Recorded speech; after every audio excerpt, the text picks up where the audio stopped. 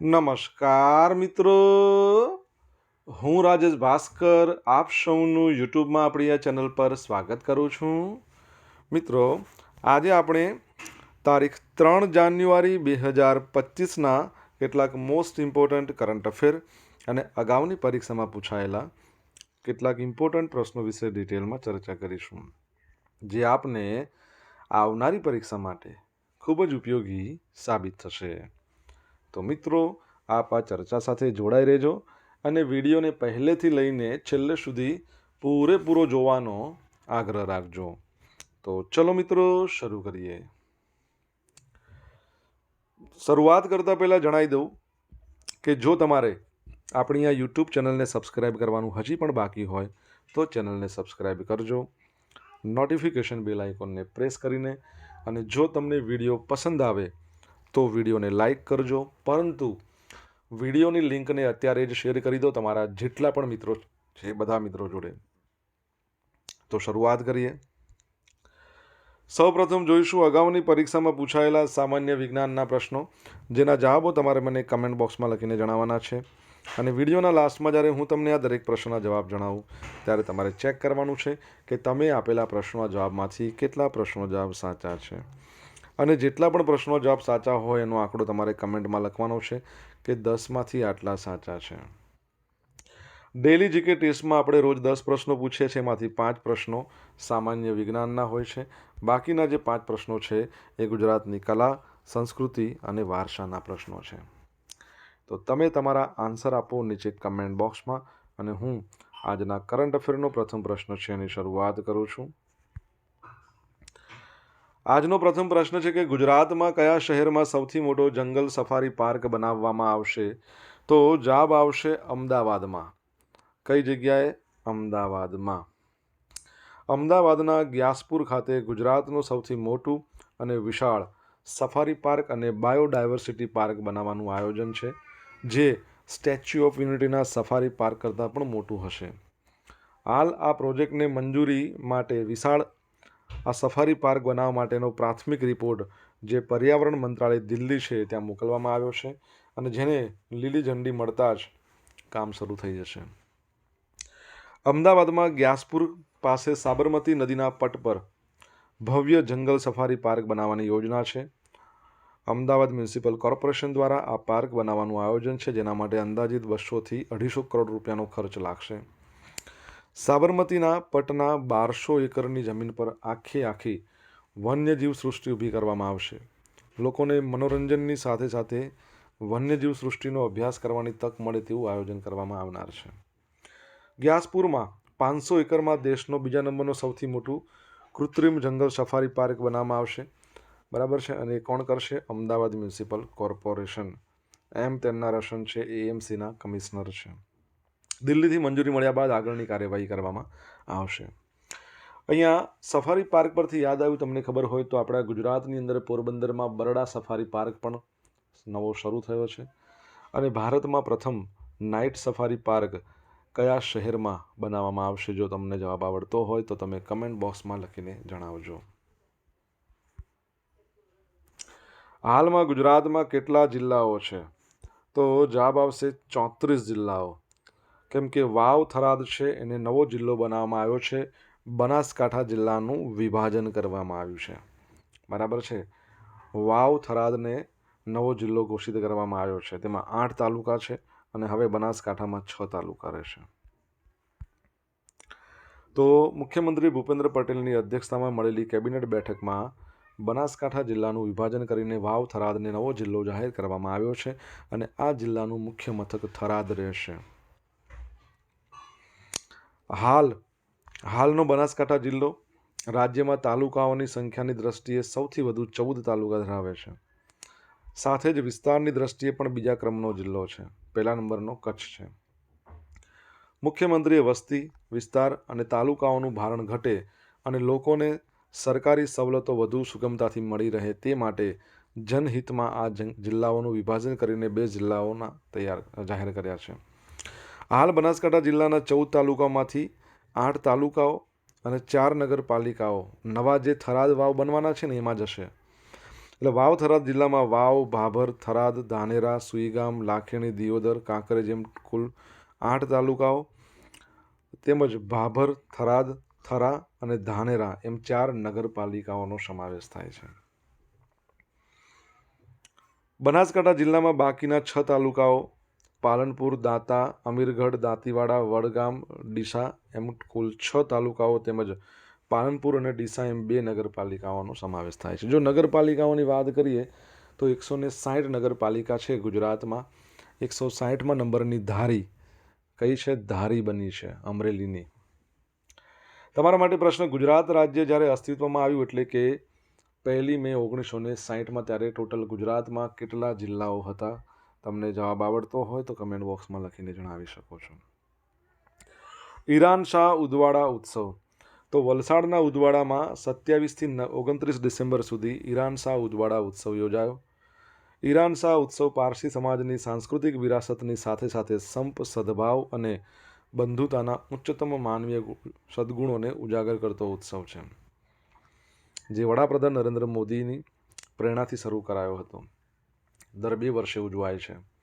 પારસી સમુદાયના સાપુરજી પલોનજી, ઉદવાડા ગામના વડા દસ્તુર ખુરશેદજી સહિતના પારસી આગેવાનોએ દીપ પ્રાગટ્ય કરીને ત્રિદિવસીય કાર્યક્રમનો પ્રારંભ કરાવ્યો હતો. આ ત્રિદિવસીય કાર્યક્રમમાં heritage walk, photo gallery, street art, treasure hunt સ્પર્ધા, એન્ટિક ઘડિયાળ જેવી વસ્તુઓનું નિર્દેશન વેચાણ, પારસી સમાજની સ્વાદિષ્ટ વાનગીઓ, કલા સંસ્કૃતિનું પ્રદર્શન મેળો વગેરેનું આયોજન કરવામાં આવ્યું હતું. તમારા માટે એક પ્રશ્ન છે કે પારસીઓ સૌપ્રથમ ગુજરાતમાં સંજાણ બંદરે આવ્યા હતા, તો આ સંજાણ દિવસ ક્યારે મનાવવામાં આવે છે? જો તમને જવાબ આવડતો હોય તો તમે કમેન્ટ બોક્સમાં લખીને જણાવી શકો છો. મિત્રો, વિડીયો પસંદ આવ્યો હોય, ભણવાની મજા આવી હોય તો વિડીયોને એક લાઇક કરો, તમારા મિત્રો જોડે વિડીયોની લિંકને શેર કરો. આપણી બંને યુટ્યુબ ચેનલ રાજેશ ભાસ્કર 2 બંનેને સબસ્ક્રાઈબ કરવાનું બાકી હોય તો સબસ્ક્રાઈબ કરી લો, નોટિફિકેશન બેલ આઇકોનને પ્રેસ કરીને. અને જો તમારે ડેઇલી કરંટ અફેરની PDF જોઈતી હોય તો આપણી ટેલિગ્રામ ચેનલને જોઈન કરો, જેની લિંક વિડીયોની ડિસ્ક્રિપ્શનમાં આપી છે. અહીંયા તમને પોલ્સ પણ રમવા મળશે, PDF તો મળવાની જ છે. તાજેતરમાં ગુજરાતમાં કેટલી નવી નગરપાલિકાઓને મહાનગરપાલિકાનો દરજ્જો આપવામાં આવ્યો છે? તો જવાબ આવશે નવી 9 મહાનગરપાલિકા બની ગઈ છે. ટોટલ કેટલી થઈ? 17. તો નવા વર્ષના પહેલા દિવસે ગુજરાતને એક નવો જિલ્લો અને 9 નવી મહાનગરપાલિકાઓ મળી છે. મહેસાણા, ગાંધીધામ, વાપી, નવસારી, આણંદ, સુરેન્દ્રનગર, નડિયાદ, મોરબી, પોરબંદર આ 9 નગરપાલિકાઓ બનશે હવે મહાનગરપાલિકા.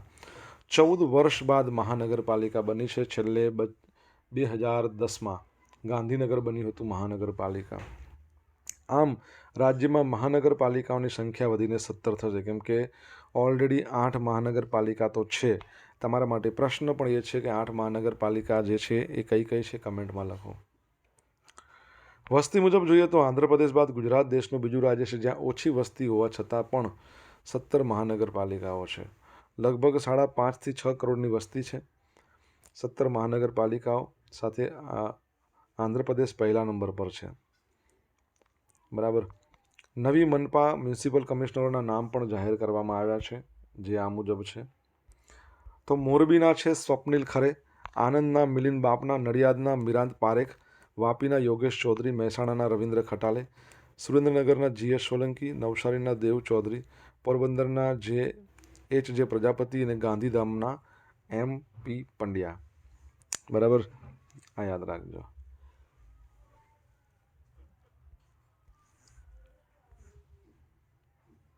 તાજેતરમાં કયા રાજ્યમાં સમુદ્ર પર બનેલા દેશના પ્રથમ કાચના પુલનું ઉદ્ઘાટન કરવામાં આવ્યું છે? તો જવાબ આવશે તમિલનાડુમાં. તમે અહીંયા જે જોઈ રહ્યા છો તમિલનાડુમાં આ જે બ્રિજ તમને દેખાય છે, આ જે છે આ ભાગ, એટલે આ રહ્યો એ ભાગ એ કાચનો છે. જોઈ લઈએ આપણે એના વિશે. તો તમિલનાડુના મુખ્યમંત્રી છે M.K. સ્ટાલિન. એમણે કન્યાકુમારી જિલ્લામાં જે વિવેકાનંદ રોક મેમોરિયલ આવેલું છે અને 133 ફૂટની તિરુવલ્લુવરની પ્રતિમા છે, એ બંનેને જોડતા કાચના પુલનું ઉદ્ઘાટન કર્યું છે. સમુદ્ર પર બનેલા દેશનો પ્રથમ કાચનો પુલ છે, જે તમિલનાડુ સરકાર દ્વારા 37 કરોડ રૂપિયાના ખર્ચે બનાવવામાં આવ્યો છે. આ કાચનો જે પુલ છે એ 77 મીટર લાંબો છે, 10 મીટર પહોળો છે. વિવેકાનંદ રોક મેમોરિયલ અને કન્યાકુમારીના કિનારે આવેલી 133 ફૂટ ઊંચી તિરુવલ્લીવરની પ્રતિમાને જોડે છે. સીએમ એમ કે સ્ટાલિને સ્વર્ગસ્થ મુખ્યમંત્રી એમ કરુણાનિધિ દ્વારા તિરુવલ્લુવર પ્રતિમાના અનાવરણની રજત જયંતિ નિમિત્તે આ પુલનું ઉદ્ઘાટન કર્યું હતું. રાજ્ય સરકાર એવું કહેશે કે કાચના પુલ પરની ધનુષની કમાન દરિયાના ખારા, પવન, ઉચ્ચ ભેજને ટકી શકે એવી ડિઝાઇન કરવામાં આવી છે.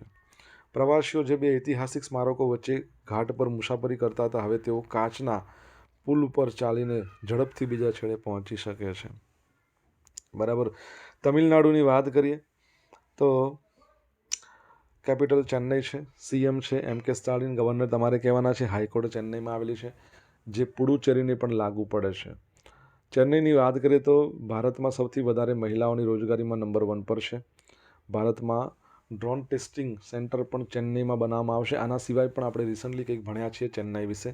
જો તમને યાદ હોય તો તમે કમેન્ટ બોક્સમાં લખીને જણાવી શકો છો. સ્વિટ્ઝરલેન્ડમાં જાહેર સ્થળો પર બુરખો પહેરવા પર પ્રતિબંધ. તો સ્વિટ્ઝરલેન્ડમાં મહિલાઓ છે, એ મહિલાઓએ જાહેર સ્થળો પર હિજાબ, બુરખો, અન્ય કોઈ પણ માધ્યમથી તેમના ચહેરાને સંપૂર્ણ ઢાંકવા પર પ્રતિબંધ લાગુ કરી દીધો છે.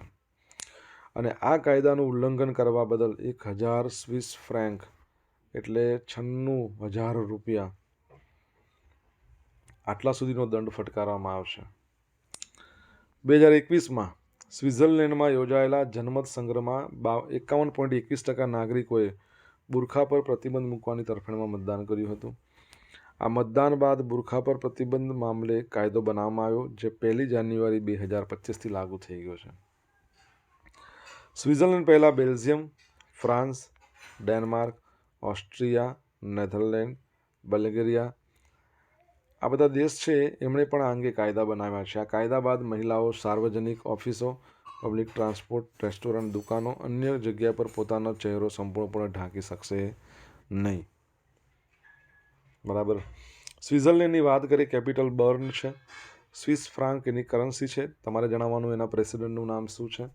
જો તમને ખબર હોય તો તમે કમેન્ટ બોક્સમાં લખીને જણાવી શકો છો. સોશિયલ મીડિયાના માધ્યમથી મારી જોડે તમે કનેક્ટ રહી શકો છો. મારું ઇન્સ્ટા આઈડી છે rajesh.i.bhaskar. મારું ફેસબુક આઈડી છે RI ભાસ્કર. ટેલિગ્રામ ચેનલ છે આપણી રાજેશ ભાસ્કર, જ્યાં તમને ડેલી કરંટ અફેરની PDF મળશે અને પોલ્સ પણ રમવા મળશે. જો ભણવાની મજા આવી હોય, વિડીયો પસંદ આવ્યો તો વિડીયોને લાઇક કરો, તમારા મિત્રો જોડે વિડીયોની લિંકને શેર કરો, ચેનલ સબસ્ક્રાઇબ કરો અને બાકી તો સબસ્ક્રાઇબ કરો નોટિફિકેશન બેલ આઇકોનને પ્રેસ કરીને. તાજેતરમાં કયા સ્થળે 14,000 ફૂટની ઊંચાઈએ શિવાજી મહારાજની વિશાળ પ્રતિમા સ્થાપિત કરવામાં આવી છે? તો જવાબ આવશે લદ્દાખમાં. કઈ જગ્યાએ? લદ્દાખમાં. તો લદ્દાખમાં છત્રપતિ શિવાજી મહારાજની વિશાળ પ્રતિમા છે, એનું અનાવરણ કરવામાં આવ્યું. આ અનાવરણ કોણે કર્યું? તો લેફ્ટનન્ટ જનરલ હિતેશ ભલ્લા. છત્રપતિ શિવાજીની આ ભવ્ય મૂર્તિ 14,300 ફૂટની ઊંચાઈ પર પેંગોંગ સો ઝીલ એના કિનારે લગાવવામાં આવી છે.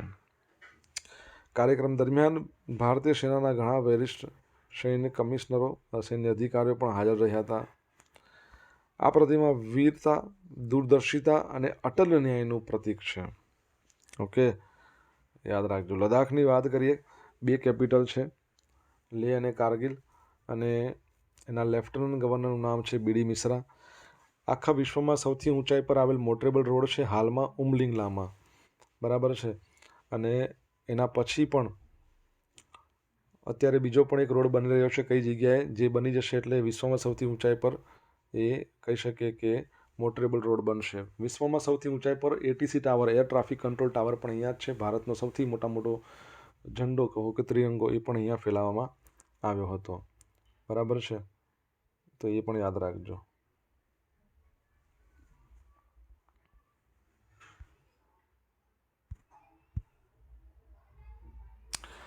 હવે મિત્રો, છત્રપતિ શિવાજીની આ ભવ્ય મૂર્તિને 14,300 ફૂટની ઊંચાઈ પર, આ તો આપણે આવી ગયું.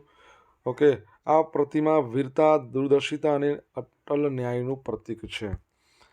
ઇસરોના સ્પેસ ડોકિંગ એક્સપેરિમેન્ટનું લોન્ચ કર્યું. ઇસરોએ શું કર્યું છે? સ્પેસ ડોકિંગ એક્સપેરિમેન્ટ, જેને સ્પેડેક્સ કહીએ છીએ.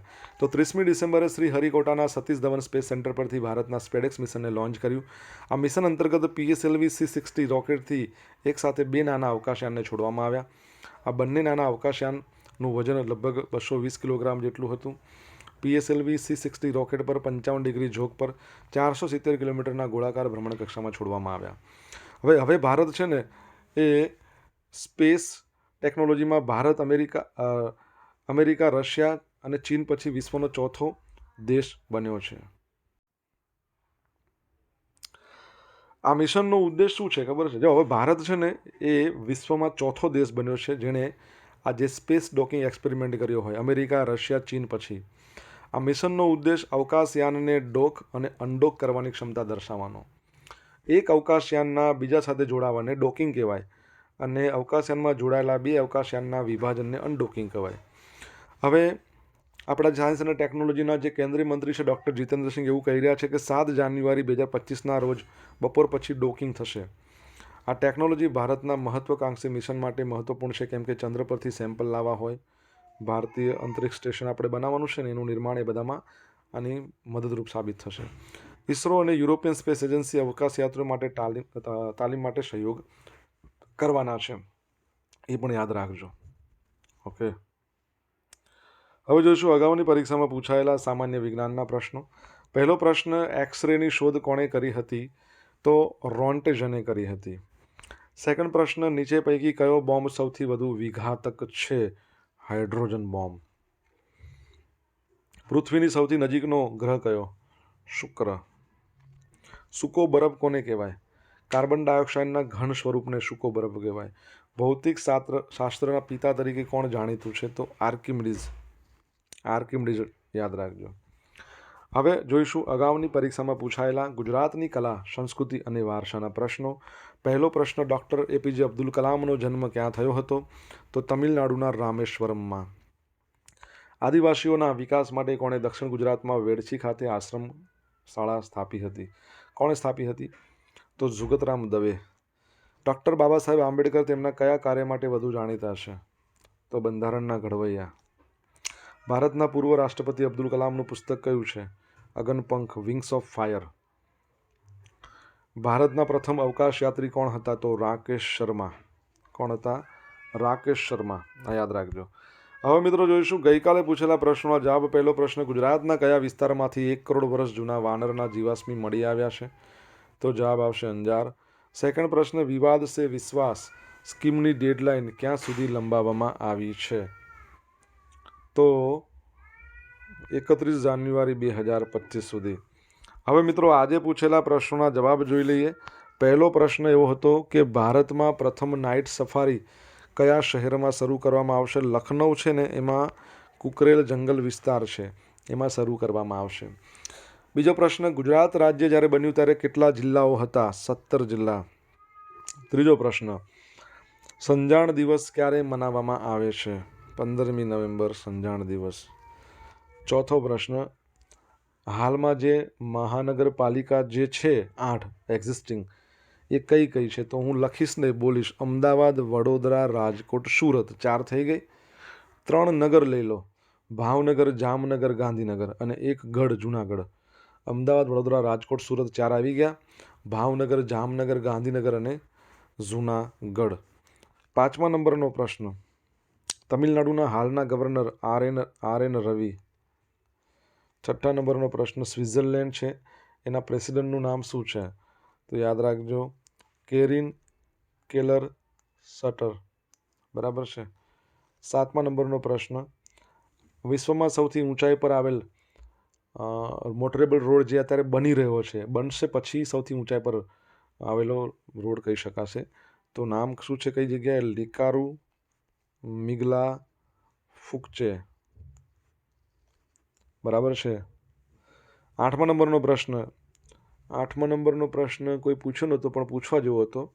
આપણે ઈસરોની ચર્ચા કરી હતી ને, ચલો આપણે વાત કરી લઈએ. ઈસરો 15 ઓગસ્ટ 1969માં સ્થાપના, હેડક્વાર્ટર બેંગલુરુમાં. એના અધ્યક્ષ છે ડૉક્ટર એસ શિવાન. બરાબર છે. સોરી, ડૉક્ટર એસ સોમનાથ છે, નોટ શિવાન. અને ભારતનું પ્રથમ સમાનવ મિશન ગગનયાન છે જે લોન્ચ થવાનું છે.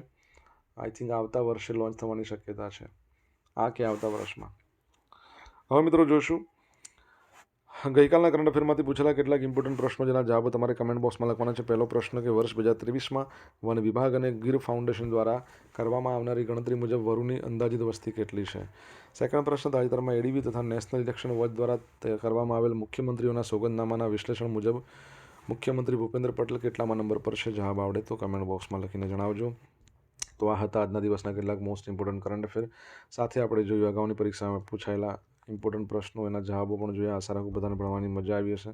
મજા આવી હોય તો વિડીયોને લાઇક કરો, તમારા મિત્રો જોડે વિડીયો લિંકને શેર કરો. આપણી બંને યુટ્યુબ ચેનલ રાજેશ ભાસ્કર 2ને સબસ્ક્રાઇબ કરજો, નોટિફિકેશન બેલ આઇકોનને પ્રેસ કરીને. તો મિત્રો thank you so much for watching this video. Have a nice day. જય હિન્દ, જય ભારત, જય જય ગરવી ગુજરાત.